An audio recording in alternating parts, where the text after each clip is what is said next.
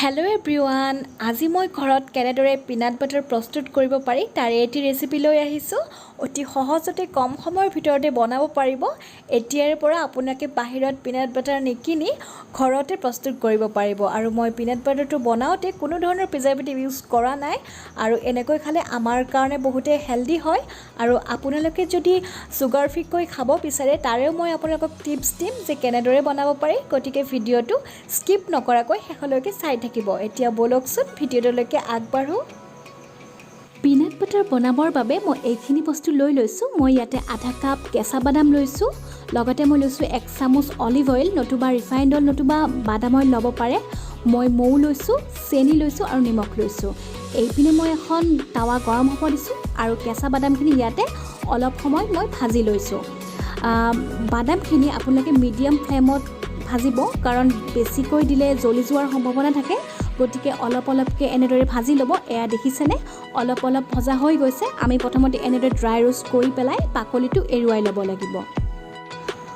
বাদামখিনি অলপমান ঠাণ্ডা হ'লে হাতেৰে বা নতুবা কাপোৰেৰে এই বাদামৰ বাকলিখিনি ভালদৰে আঁতৰাই ল'ব। আৰু আঁতৰাই এইখিনি চালনী এখনৰ সহায়েৰে বাকলিখিনি আঁতৰাই পেলাব। এনেকৈ সহজ হয়। আৰু এতিয়া গোটেইখিনি এটা মিক্সি জাৰত আমি দি দিলোঁ আৰু এইখিনি এতিয়া মিক্সিত পিচিব লাগিব। এতিয়া এইখিনি মই পিচিব লাগিব। এতিয়া মই 20 ছেকেণ্ডমান এইখিনি পিচি লৈছোঁ। এয়া দেখিছেনে, 20 ছেকেণ্ডমান পিছাৰ পিছত এনেকুৱা পাউডাৰৰ দৰে হৈ গৈছে। এইখিনি সময়তে ইয়াতে মই এড কৰিছোঁ অকণমান নিমখ। মই ৰক চল্ট ব্যৱহাৰ কৰিছোঁ, আপোনালোকে ৰেগুলাৰ চল্ট ব্যৱহাৰ কৰিব পাৰে। দি পেলাই আৰু এবাৰ এনেকৈ মই পিচি লৈছোঁ। এয়া দেখিছেনে, অকণমান বাটাৰ হ'ব আৰম্ভ কৰিছে, তাৰমানে বাদামে তেলটো এৰিব আৰম্ভ কৰিছে। এইখিনি অৱস্থাত মই ইয়াতে ব্যৱহাৰ কৰিম 1 চামুচ চেনি। আপোনালোকে যদি চুগাৰ ফ্ৰীকৈ খাব খোজে তেনেহ'লে গুড় ব্যৱহাৰ কৰিব পাৰে, কিন্তু গুড়টো আপোনালোকে বাদামৰ পেষ্টখিনি বনোৱাৰ পিছত এড কৰিব লাগিব। মই চেনি ব্যৱহাৰ কৰিছোঁ, সেই গতিকে মই ইয়াতে চেনিখিনি ইয়াতে দি দিছোঁ। পিনাট বাটাৰত নিমখ আৰু চেনিটো অপশ্যনেল হয়, আপোনালোকে নিদিবও পাৰে, কিন্তু দিলে সোৱাদটো ভাল লাগে। মই সেইকাৰণে ইয়াতে নিমখ আৰু অলপমান চেনি দুয়োটাই মই ব্যৱহাৰ কৰিছোঁ। আপোনালোকে চুগাৰ ফ্ৰীকৈ খালে অকল গুড় দিলেও হৈ যাব। এইখিনি এতিয়া আপোনালোকে আৰু এবাৰ পিচি ল'ব লাগিব। এয়া চাওক, এনেকুৱা হৈছে। এইখিনি সময়তে মই ইয়াতে ব্যৱহাৰ কৰিছোঁ 1 চামুচ মৌ।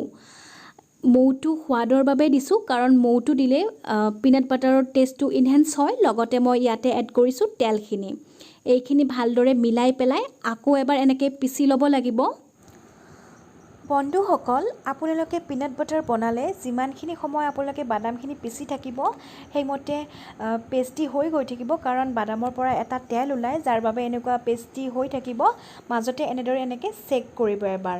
আৰু আপোনালোকে যিমানটো পনীয়া খায় সেইমতে লৈ ল'ব। মই এনেকৈ ৰাখি দিছোঁ, কাৰণ মই অলপমান ক্ৰাঞ্চি হ'লে ভাল পাওঁ।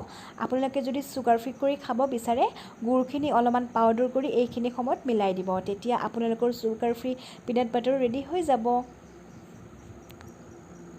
এই পিনাট বাটাৰখিনি আপোনালোকে যিকোনো ধৰণৰ মিঠা চেণ্ডউইচ নতুবা কেক, মিল্কশ্বেক যিকোনো ধৰণৰ বস্তুত ব্যৱহাৰ কৰিব পাৰিব। গতিকে এতিয়াৰ পৰা আপোনালোকে কম খৰচতে ঘৰতে এনেকৈ হেল্ডিকৈ পিনাট বাটাৰ বনাওক আৰু বনাই জনাব নিশ্চয় যে কেনেকুৱা পালে।